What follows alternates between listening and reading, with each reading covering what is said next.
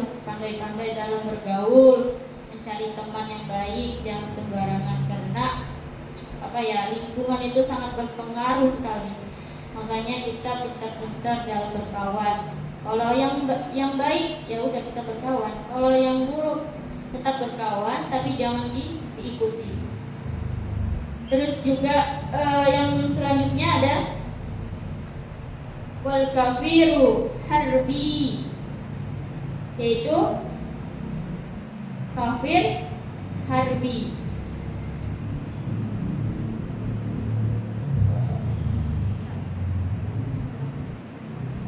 Kafir harbi ini yaitu dalam konteks perang-perang zaman dahulu, yaitu orang-orang non-muslim yang memerangi umat Islam, itu adalah kafir harbi. Ya, itu musuh dalam peperangan di masa lalu. Ini jangan disalahpahami, karena konteks ini sejarahnya dalam perang, bukan kita sehari-hari dengan orang lain. Maksudnya kita jangan saling berantem, mengucilkan, ya. Kita berkawan, tetap berkawan dengan baik. Jangan tonjok-tonjokkan, musuh-musuhan, ya. Karena kita semuanya adalah saudara seiman. Amin, insyaallah. Terus yang selanjutnya adalah wal kalbul akur, yaitu anjing yang galak. Ini termasuk hewan peliharaan yang bukan muhtaram. Karena anjing yang galak itu, mohon maaf, itu membahayakan manusia. Jadi maknanya keselamatan kita, keselamatan manusia itu harus diprioritaskan, harus diutamakan. Anjing yang suka menyerang orang, yaitu adalah yang tidak harus dipelihara, bukan muhtaram, yang tidak harus dijaga, karena dia galak, bisa membahayakan kita, ya. Terus selanjutnya ada wal hinjiru. Apa itu? Mohon maaf, itu adalah hewan babi. Itu hewan yang diharamkan. Boleh nggak kita makan daging babi? Nah, boleh ya teman-teman, jangan sampai. Makanya kalau kalian berpergian itu hati-hati, lihat apakah itu halal atau tidak, ya. Karena itu kita diharamkan, tidak boleh mengkonsumsi daging babi. Teman-teman, di pembahasan ini tadi sudah saya sebutkan sebab-sebab tayamum. Ada 3, apa aja tadi? Sebab-sebab tayamum: tidak ada air untuk berwudu, yang pertama. Yang kedua, adanya penyakit. Yang ketiga, air yang hanya mencukupi kebutuhan minum manusia atau binatang yang muhtaram atau binatang yang dihormati, yang dijaga. Selanjutnya ada pembahasan tentang syarat tayamum. Syurutul tayamum. Syarat-syarat tayamum. Ada berapa di sini? Ada 10. Syarat-syarat tayamum ada 10.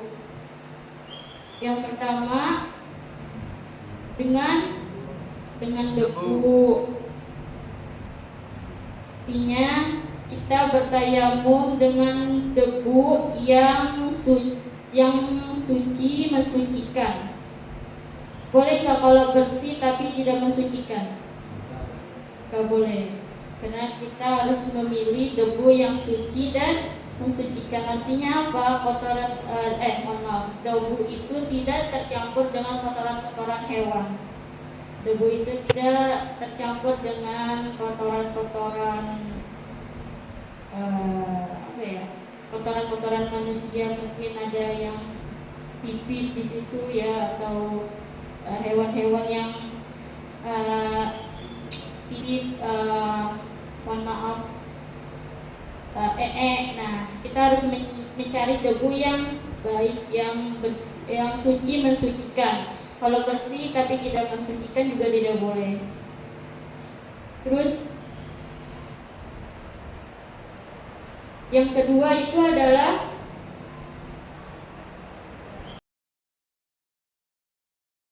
wa an yakuna turabu tahiran, debunya suci. Debunya suci ya, itu yang tadi saya katakan. Debu kena najis hewan. Walaupun dalam keadaan darurat, kita tetap harus mencari debu yang suci dan mensucikan. Terus yang ketiga ada wa an la yakuna musta'mala, tidak debu mustakmal atau debu yang sudah digunakan atau bekas pakai. Debu yang sudah dipakai tayamum sebelumnya nggak boleh dipakai lagi, maka kita harus cari debu yang baru yang masih suci. Maka dari itu kalau teman kita harus bertayamum di sini, kita nggak boleh lagi tuh tayamumnya di tempat situ, harus bergeser ke tempat yang lain ya. Terus juga yang keempat ada wa an la yukhalitahu daqiqun wa nahwu, tidak bercampur dengan benda lain seperti gandum atau semacamnya. Debunya harus murni, tidak bercampur dengan bahan lain seperti gandum. Jadi itu memang benar-benar asli debu yang suci untuk bersuci, untuk kita bertayamum. Kalau debunya bercampur tepung nggak boleh, atau ya tepung nggak boleh. Walaupun dia tepung itu kayak debu, kayak itu ya apa namanya, bersih, tapi dia tidak mensucikan, tidak boleh untuk bertayamum. Terus yang kelima ada wa an yaksidahu, sengaja untuk bertayamum. Kita harus niat dalam hati untuk bertayamum, niat.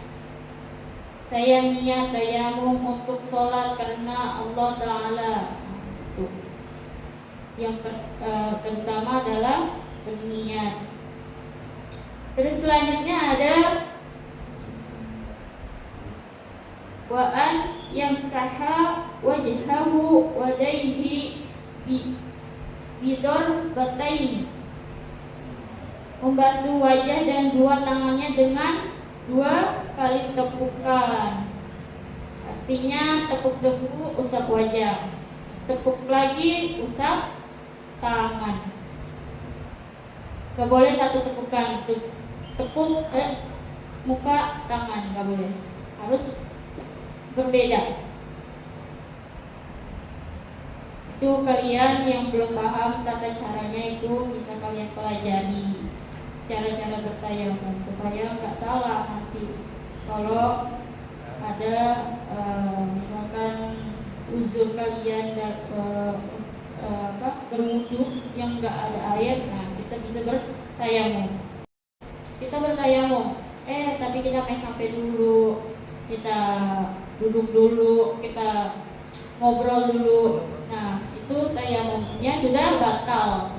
Jadi kita harus bertugas langsung sholat. Tayamum setelah azan.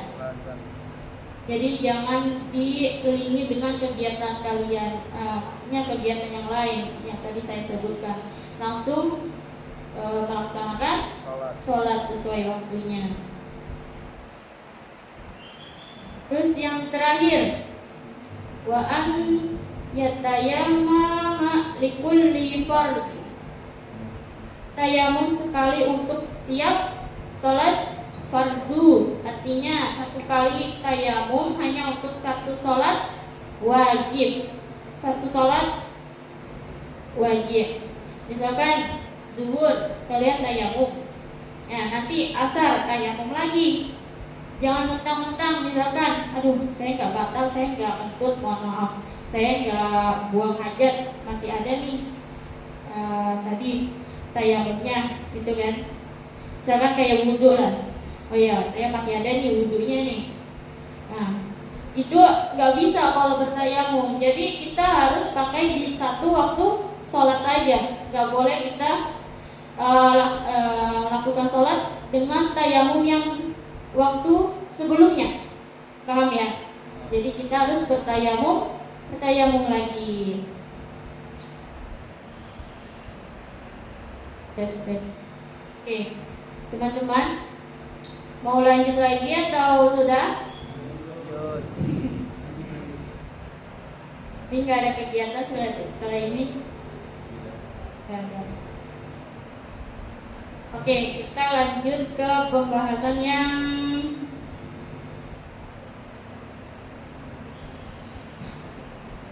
selanjutnya. Ada rukun tayamum. Furudul yatayamumi khamsah. Fardu atau rukun tayamum ada 5.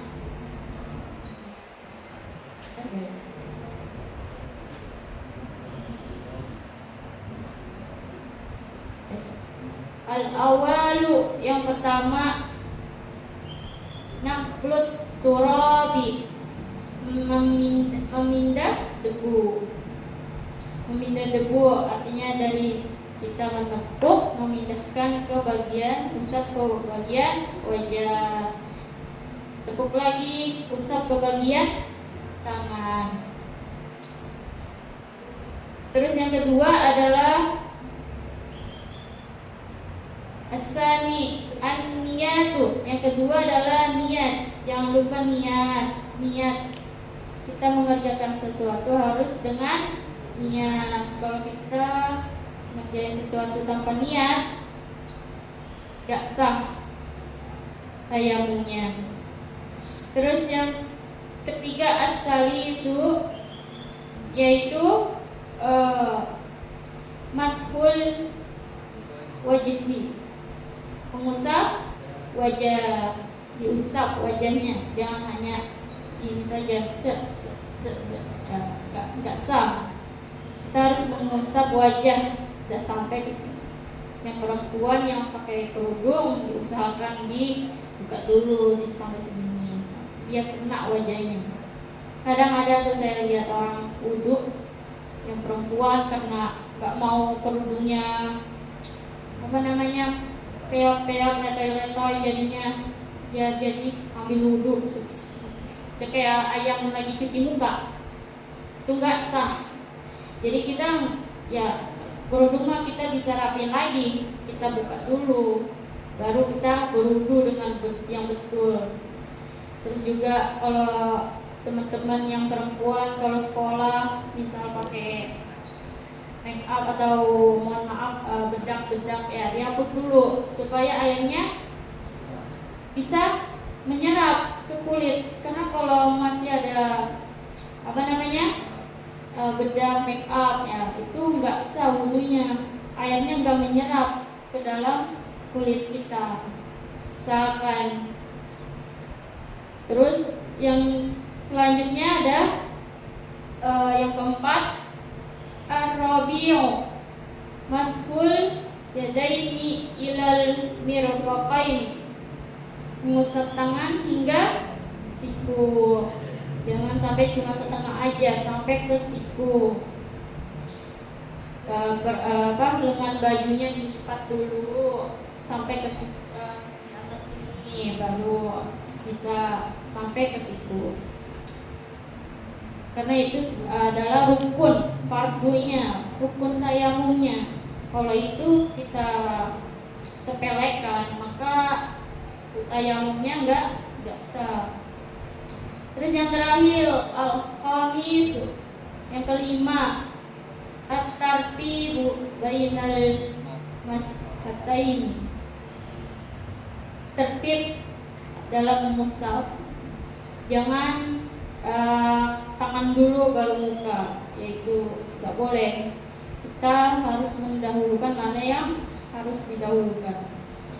Artinya ya sesuai itunya, urutannya, wajah dulu baru membasuh tangan. Oke, baik teman-teman.